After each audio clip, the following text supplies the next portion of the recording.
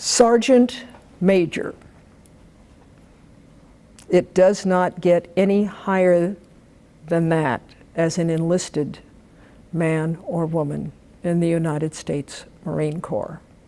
Hello everybody, I'm Patti Patane. Meet the power of intelligent conversation. I was so proud of what it was that I was accomplishing as an individual, but moreover, more importantly, I was much more prouder of the men and women that I was leading. Your daughters grew up, all they knew was military. Military. Did they even begin to ask you after the getting blown to bits, and did they even ask you to quit? Yes, that was definitely a conversation, not specifically at the dinner table. I tell you, it was the worst feeling in the world, Patty, to be at home in the safe, warm arms of America, knowing that I had men still forward, and we were still losing men every day. Tell me who you are and what you do, Mike. Well, first and foremost, as you stated, I am a retired Marine, but nonetheless a Marine. Once a Marine, always a Marine? Once a Marine, always a Marine. And I am the former Sergeant Major of the 1st Marine Division, which is located at Camp Pendleton, California, which is also the oldest, largest, and most decorated division within our Corps. With that being said, I retired in 2013 after an almost 32-year career. I fell short, I think, by 4 months. But with that being said, I've been a very, very fortunate man, a blessed man, and I was able to escalate up to greater billets of responsibility as a Sergeant Major, and that's largely due in part to the men and women in uniform who supported me, supported my intent, and it was their individual actions that escalated me to these more senior billets, from battalion level Sergeant Major to an independent battalion, to a regimental Sergeant Major, and ultimately as the 1st Marine Division Sergeant Major. I understand it's about 26,000 strong?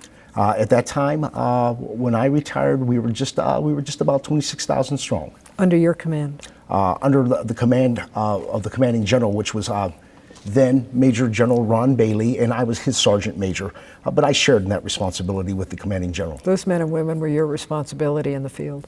They were. In the field, garrison, training, you name it, we never detached from them at all. All right, tell me a little bit about how old were you when you went into the Marine Corps? Oh my gosh, I enlisted shortly after my 18th birthday, but I think I turned 19 years of age in boot camp. I attended boot camp at Parris Island, South Carolina, and that was in 1982. And had my first, not my first, but rather my 19th birthday there in boot camp. It wasn't very pleasurable at the time, but nonetheless, it was an experience of a lifetime, and it changed my life, my outlook, my level of responsibility, my understanding of life, commitment, and being an integral member of a team.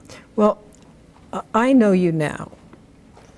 I have no idea who the teenager Mike was. I can't imagine you being anything other than the dedicated warrior, soldier, husband, father that I have met, and seriously come to admire. And I'm going to ask Mike one thing, please. There is one thing I have always found in our military warriors. They are incredibly humble when you talk to them. But out in the battlefield, you better watch out, because there's no humble out there. But every time I try to compliment Mike, I get this humble. So if you could just kind of tempt that just a little tiny bit. Sure. I'd like to see a little bit of the Sergeant Major. I don't think we could tell you enough how grateful we are to you and the men and women that you served with. What kind of a teenager were you? Oh my gosh, I grew up in Youngstown, Ohio. Went to parochial school, Catholic school, kindergarten through 8th grade, and transitioned into public high school. With that being said, I was probably your average teenage kid. I didn't really have a sense of purpose purpose, although it was being instilled by my parents. But I was just kind of wandering around aimlessly. Didn't have any real direction as far as what I wanted to accomplish with my life. No aspiration for higher education. And I just wanted to really just hang out with my buddies, be a normal teenager, and just enjoy life, so to speak. But I was doing nothing to prepare myself for the way ahead at the time.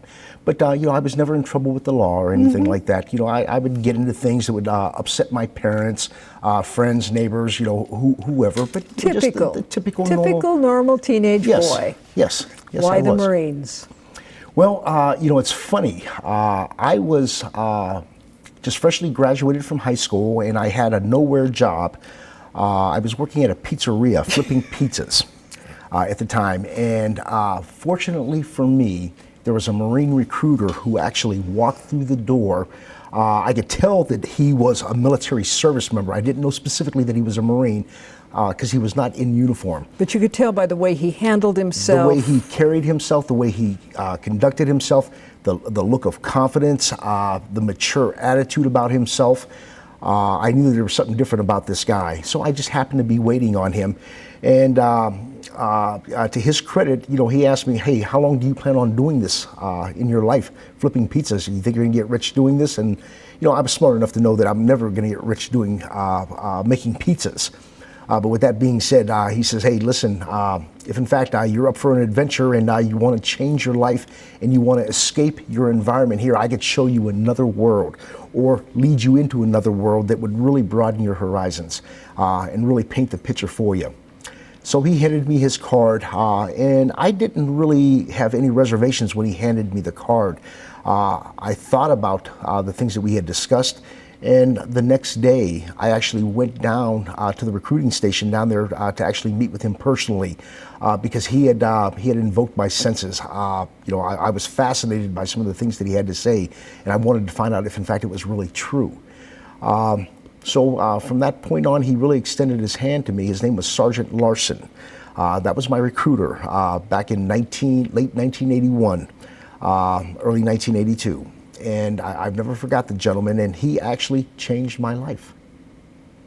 And now you're out to change the lives of veterans. Absolutely, Okay. Absolutely. Before I get into what you're doing now with the local 11 union IBEW in Los Angeles, I happen to know just a little bit about Mike. Correct me if I'm wrong. Afghanistan or Iraq, and what tour? First or second? Third, fourth? Iraq was my first tour, Fallujah, Iraq, and that dates back to calendar year 2006. And my final combat tour was in Afghanistan from October of 2009 through October of 2010. Okay, but your final tour was after you had a situation, I'll call it, please describe it to me, when Sergeant Major, you don't know it, you'd never know it. I'm sure he doesn't really like to talk about it very much, but Mike has one eye, and I have the privilege of, when it comes to our male guests, I have the privilege of putting a microphone on them. And in doing so, I saw that Mike has a back brace on. And I said, why the back brace? And he told me, and he told me something else I didn't know. He sustained substantial, as if an eye isn't enough. He sustained substantial injuries. And what you all have to understand as Americans is that if it was not for the men and the women like Mike, we would not have anything that we have today.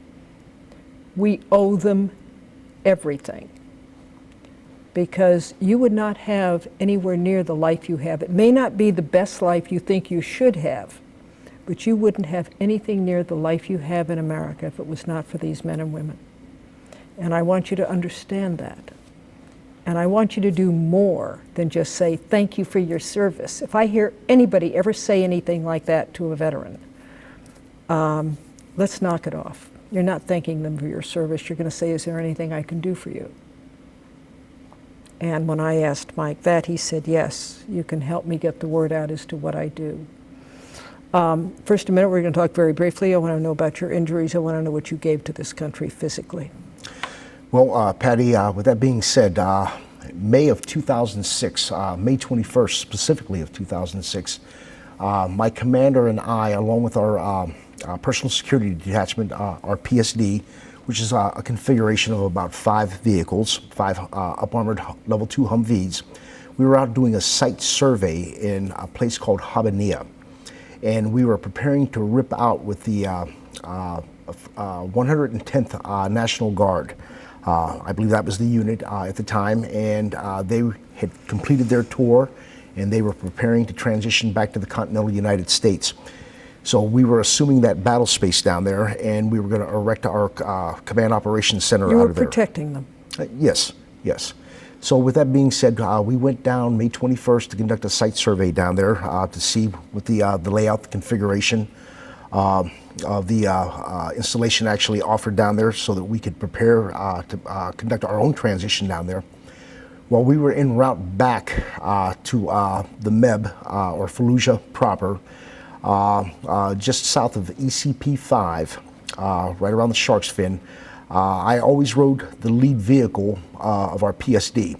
And kind of my thought process behind that was that, you know, hey, if the sergeant major's up there out front in the lead vehicle, if he's not afraid to go, we're certainly not going to be afraid to go either at all. The sergeant major's not going to put himself at risk or in harm's way. And if he's not putting himself in risk or harm's way, we're certainly not going to be at risk or in harm's way. Well, it was just very unfortunate as we were transitioning back to Fallujah through ECP-5, I think about 3 miles south of that, we hit a double stacker of South African 188 millimeter rounds down there that just absolutely ripped through the vehicle. Wait a minute, is that somebody shooting at you? No, those were artillery rounds. Artillery rounds that were wrapped together. Oh, that were buried in the ground? An IED? An IED, yes. Improvised explosive device. IED? Yes.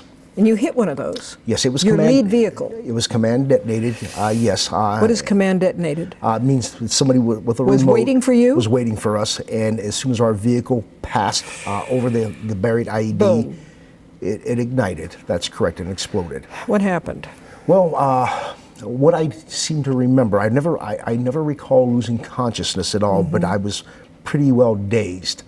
Once it detonated, I could just feel the force going through my body. How many in your vehicle? There was 5 of us in the vehicle. Did everyone survive? All but one. Our turret gunner, a young man by the name of Lance Corporal Benito Ramirez. He was our turret gunner, and he actually took a lot of shrapnel through his lower torso, and with that, he died immediately. I was sitting right next to Lance Corporal Ramirez in the rear of the vehicle on the driver's side, and when it detonated, I took a lot of shrapnel through the face, specifically through my right eye, through my ballistic-proof glasses, and it actually severed my macular nerve, therefore causing blindness in my right eye. The driver, a brave young man, a very handsome, smart young man by the name of Lance Corporal Jeff Landy. The vehicle kind of caved in on his side. He suffered very severe traumatic brain injury as it caved in his head. How is he today, Mike? He is functional today. He is alive. I think he's just completing college. Or has just recently completed college. Great. But it was a long, hard battle and struggle for him because he was childlike initially after the accident, as I refer to it. And he was, I mean... You call it an accident. Yes. I call it an act of terror, but we'll go along with that. But with that... Now, your injuries, I'm Yes. not going to dwell on them. Sure. What does it do to a commanding officer? I don't think we could have any idea what it does to someone like you to lose a soldier next to you. How do you cope? My gosh, how do you cope? Our unit consisted of roughly about a 1,300 man unit, combat infantry unit, And you lose one, it certainly it tears your heart out. It eats at you as as a man to lose one of your integral members. But remember, there's still a target population group of men that are still behind you, who are counting on you every day. That is the coping mechanism, because there's men who are relying on you daily to provide them sound counsel, guidance, direction, and who are expecting you to perform every day. That was my coping mechanism personally. Why didn't you leave? I mean, you lost your sight in your eye that you shoot a gun with. Didn't they want you to retire after that? Yeah, it's funny that you should bring that up, because yes, it was highly suggested to me that I consider medical retirement. Highly suggested. That's a nice way of saying. And I can only imagine. Suggested. I can only imagine what your reply in Marine language may have been to that. So you stayed in and you retrained. Yes, You retrained. I learned to shoot left-handed. Qualified on the rifle range. And you stayed in. And I continued to stay in. But that was also with the support of a lot of very senior enlisted and officers. Well, obviously who believed they in me don't as want to well. lose someone of your stature. What did your wife, your family, you have a wife, you have 2 daughters. Did they not want you to say, Daddy, husband, enough is enough? I mean, come on home. Yes, at that time, I was well over the line for retirement, or applicable for retirement. Right. But with that being said, my wife didn't like the feeling of hanging off the edge of the couch, watching the news every night, waiting a phone call. Daughters kind of felt the same way, and they kind of felt that, listen, maybe it is time, because we've had such a very, very close call, and we certainly don't want to lose you or anything like that. But again, I was so proud of what it was that I was accomplishing as an individual. But moreover, more importantly, I was much more prouder of the men and women that I was leading as well, though, too. They energized me every day. They would stare into the eyes of adversity and run straight towards those eyes. No questions asked. Just doing their jobs because they believed in what we were doing. Well, your wife, whose name is? Barbara. Barbara. Barbara knew who she married. Sure. Because as I understand it, she was also in The United States Army. She was in the Army. Yes. So a Marine married the Army. So she knew. And your daughters grew up, all they knew was military. Military. Did they ask you? Did they even begin to ask you after the getting blown to bits? And did they even ask you to quit? Yes, that was definitely a conversation, not specifically at the dinner table, but Right. In a family huddle, especially once I was able to recover, to get right back up on the horse and continue doing my job. How long was your recovery, Mike? Oh, my recovery was oh my gosh, maybe 2 months. That 2 was months. fast. Well, You pushed it. I put a lot of work into that recovery as well, though, too. Again, please keep in mind, I had men forward in harm's way at that time, and I tell you, it was the worst feeling in the world, Patty, to be at home in the safe, warm arms of America, knowing that I had men still forward, and we were still losing men every day. I've had the privilege of working very closely with a young man, Purple Heart. Basically, same thing. He almost lost his legs, et cetera, in a Humvee that went boom. And he didn't want to come home either. He said, no, you just patch this little foot up, and I'm not going home, thank you very much. And he didn't. And I have talked to him now for the last 3 years and gotten to know him and his little girls, and he had 2 babies. And I'm beginning to get the heart and soul of our American warrior. They're out, you're all there protecting us from what is obviously people who want to kill us as Americans every single day. They wake up in the morning and that is their sole purpose in life, is to kill Americans, destroy everything we have and everything that every man and woman has fought for since our freedoms in 200 and some years ago. My daddy was the Army Air Corps long before it became the Air Force, and I was born in an Army hospital, so I was raised with that country loyalty, honor, military attitude, even though my father got out after World War II. That was instilled upon me. And as a news commentator, I know for a fact some of the things that I've said about politicians over my career that is entering its fourth decade. I'd have been shot. In any other country, I would have been shot. My job, my love of my life, my career has been an absolute privilege, thanks to the men and women who not only had their lives taken, because I don't think any man or woman, any warrior gives their life to our country, it is taken from them. And at the same time, they still want to do it. Those that are wounded, such as yourself, you did not want to come home. You wanted to be over there. There's this incredible pull. Justin had the same thing. He did not want to, he wanted to stay with his men. And you have to understand that, ladies and gentlemen. You have to understand this warrior mentality. It's what keeps us safe.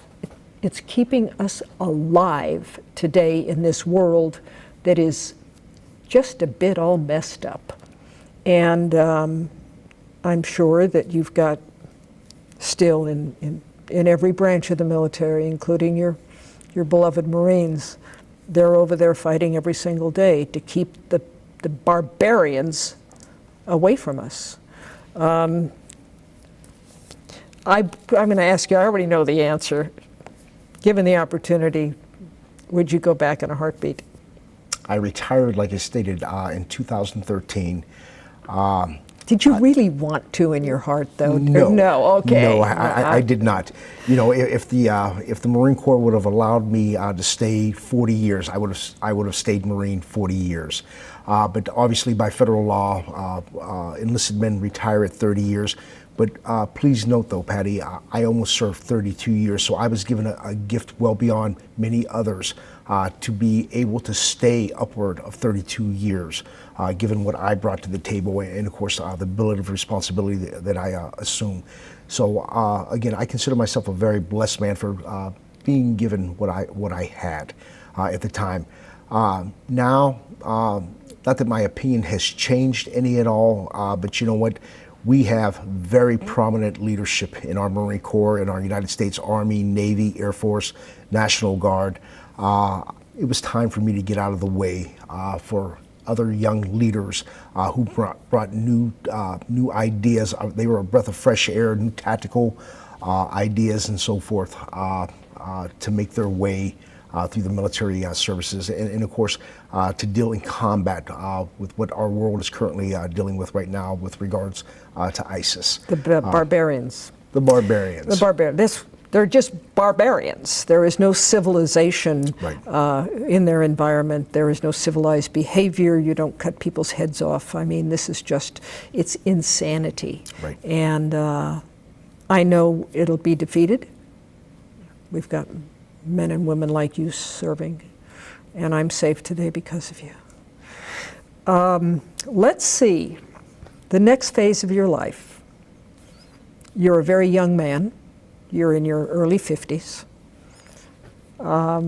Someone tapped you on the shoulder a few years ago, a gentleman by the name of? Mr. Marvin Kropke. Kropke.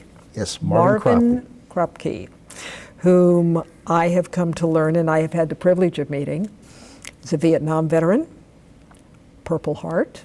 Yes, ma'am. Who happens to be, and now you tell me what his current position is, and local union, IBEW, all of Greater Los Angeles, all of Los Angeles County. He's the business manager. In case no one knows what a business manager is, they're above the president of this particular type of corporate structure, which is, of course, the union, our American trade unions, Electrical International Brotherhood of Electrical Workers, both men and women. Thank you. Marvin a remarkable man. He tapped you on the shoulder. You met him, and he said, come on down, I need you, because he had an idea. Yes, Marvin had an idea to resuscitate a program that had come in and out of style, so to speak. And that was a veteran program to give back to the men and women who worn the cloth of this nation. And it was their way of giving back to those military service members who were prepared to sacrifice everything in their life on behalf of this country. So Marvin just has this deep-rooted feeling that, you know, we owe these veterans something.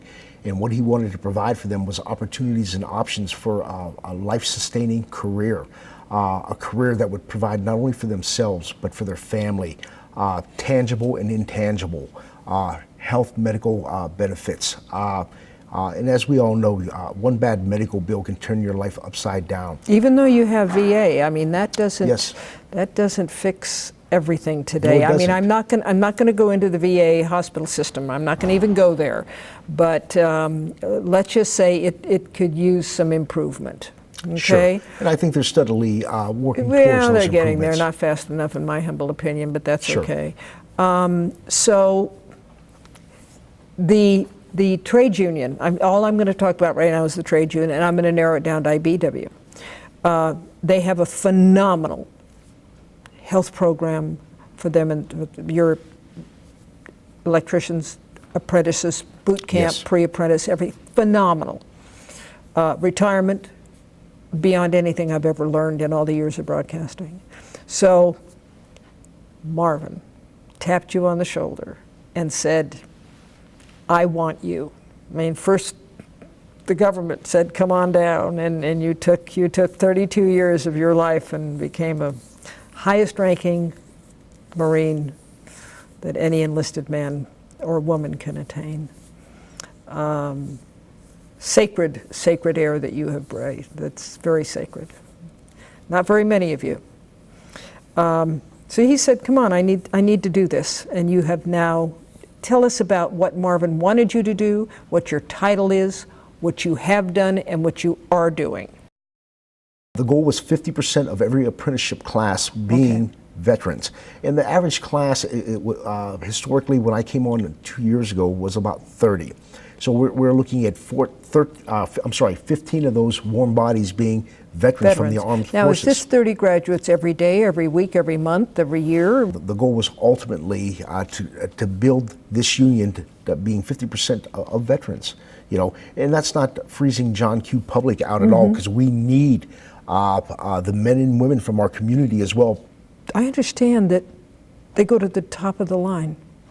Well, the veteran line, because of 50% of our apprenticeship seats being dedicated to veterans first and foremost, that line is much shorter than John Q. Public's line is. So I kind of call it going to the head of the line, yes, so to speak, because and rightfully so. Again, the demographic of Americans, I think it's 0.4% of Americans even serve in the military. That's all? If we had a mandatory requirement for every young man and woman upon graduation from high school to serve a minimum of 2 years in the armed forces, can they benefit from that? Oh, they absolutely can. In a heartbeat. They absolutely can. We expect so much more from these young men and women, these veterans, because they are of a higher caliber.